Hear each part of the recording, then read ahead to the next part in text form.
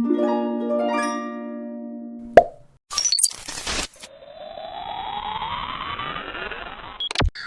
কি একজন শিক্ষক কিংবা অভিভাবক?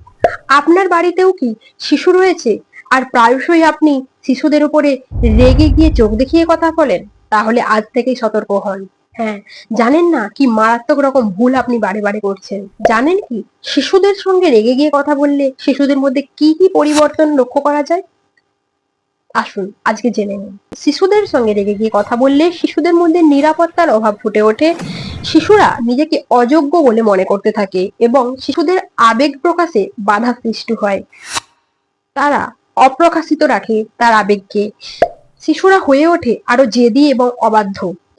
শিশুরা আপনার থেকে নিজেকে আরো সরিয়ে নেয় এবং দূরত্ব বাড়ায়। রেগে গিয়ে চোখ দেখিয়ে কথা বলার ফলে শিশু কিন্তু মিথ্যে কথা বলার প্রবণতা আরো বারে বারে বৃদ্ধি পায়। শিশুর মধ্যে আক্রমণাত্মক আচরণ, অ্যাগ্রেসিভনেস লক্ষ্য করা যায়। শিশু প্রায়শই বাড়ির বড়দের সাথে, তার বন্ধুদের সাথে রাগ দেখিয়ে ফেলে, এমনকি আপনার সঙ্গেও রাগ দেখিয়ে কথা বলতে পারে।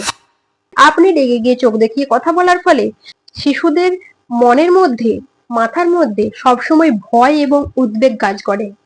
এই বুঝি কিছু বললো, এই বুঝি কেন ভুল করলাম, এই বুঝি আবার বকবে, এই সবকিছুর মধ্যে দিয়ে শিশুর মানসিক জটিলতা কিন্তু আরো দৃঢ় হয়ে ওঠে।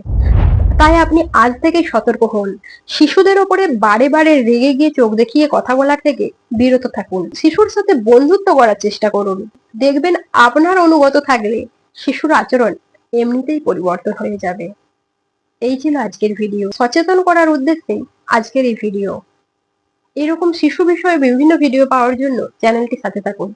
অনুসরণ করতে পারেন ইনস্টাগ্রাম এবং ফেসবুক পেজেও। ভিডিওটি যদি ভালো লেগে থাকে কমেন্ট করতে ভুলবেন না এবং ভিডিওটি অন্যদের সাথেও শেয়ার করুন যাতে অন্যরাও সতর্ক হয়।